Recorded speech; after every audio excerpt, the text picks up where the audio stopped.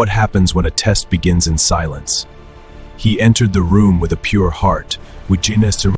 One lock closed, then another, and another. The world was sealed outside. Who dares enter this sacred hall? I am. In a single second, hands reached, fabric tore, but honor remained untouched.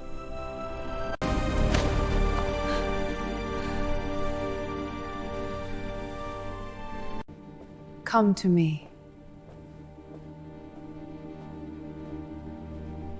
He did not raise his voice. He did not move closer. He stepped back, because faith knows when to retreat.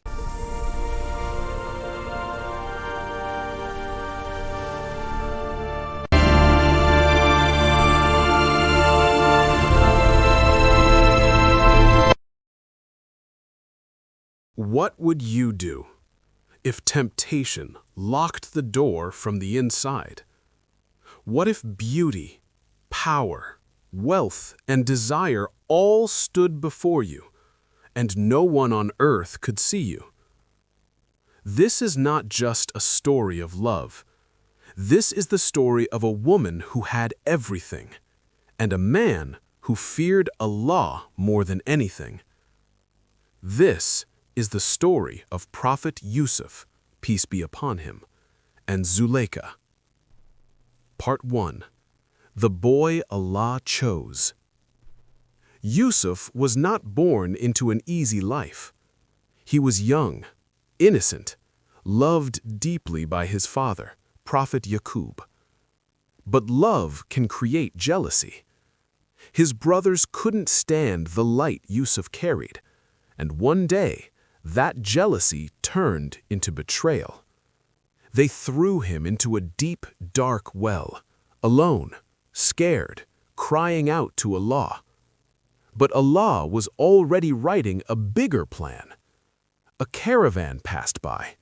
Yusuf was pulled out, not as a rescue, but as a slave. Chains replaced childhood.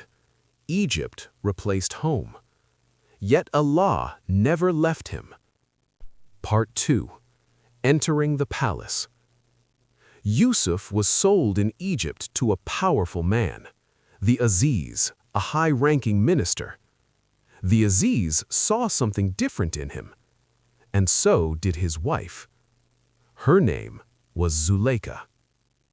Yusuf grew into a man of unmatched beauty, but more than his face, it was his character. He lowered his gaze. He spoke with honesty. He walked with humility. Zulaikha noticed everything. Day by day, her admiration turned into attraction, and attraction turned into obsession. Part 3. The fire in Zulaikha's heart.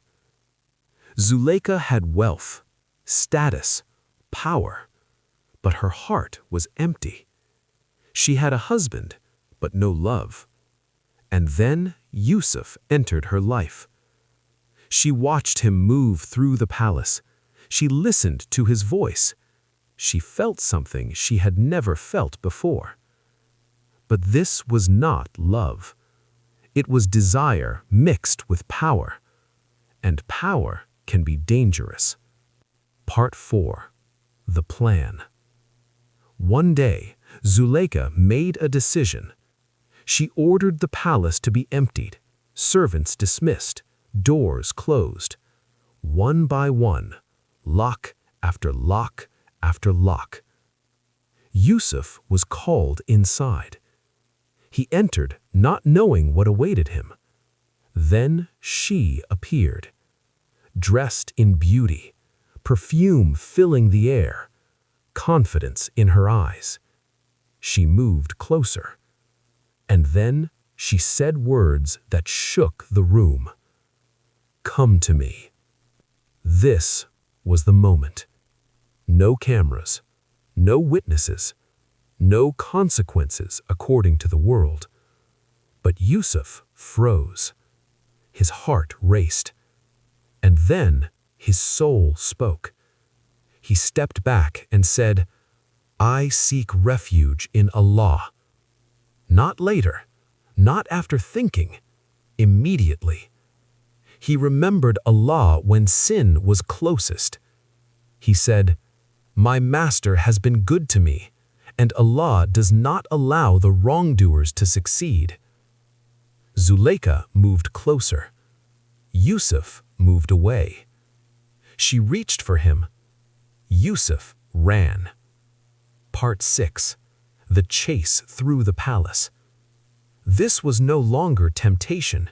It became pursuit. Zulaikha chased Yusuf through the palace halls. Her hand grabbed his shirt, and it tore from the back. At that exact moment, the door opened. Her husband stood there.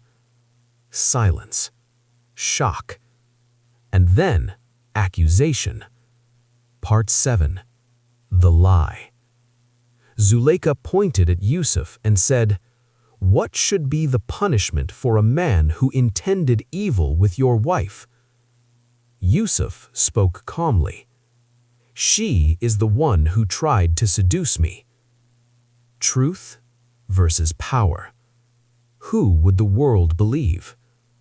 Then Allah intervened. A witness spoke.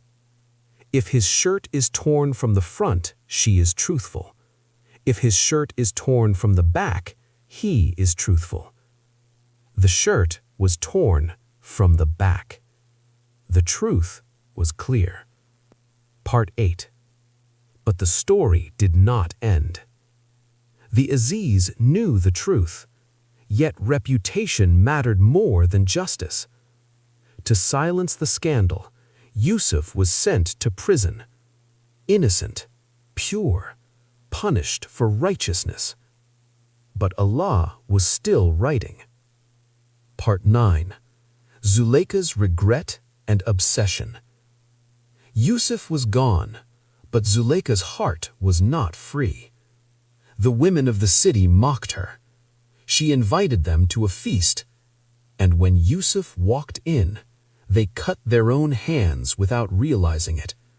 They said, "This is not a man, this is an angel." Zulaikha said proudly, "This is the one you blamed me for." But Yusuf chose prison again over sin. Part 10. The prison that led to a throne. Years passed. In prison, Yusuf interpreted dreams, helped others, trusted Allah. Then one night, the king of Egypt saw a dream. No one could explain it, except Yusuf. By Allah's will, Yusuf was freed, not as a slave, but as a leader. He became the minister of Egypt, the same palace, the same halls, but a very different Yusuf. Part final. The final meeting. Zulaikha stood before him again, older, broken, humbled, and she spoke the truth. "Now the truth hath come to light. I tried to seduce him, and he is among the righteous." Yusuf looked at her. No anger, no revenge, only mercy.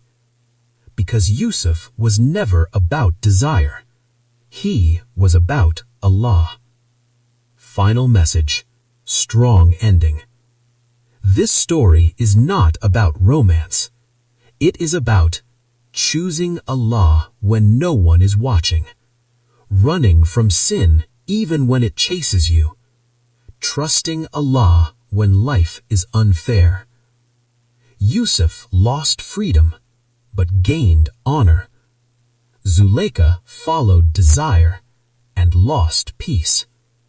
And Allah showed us, whoever leaves something for Allah, Allah gives them something better.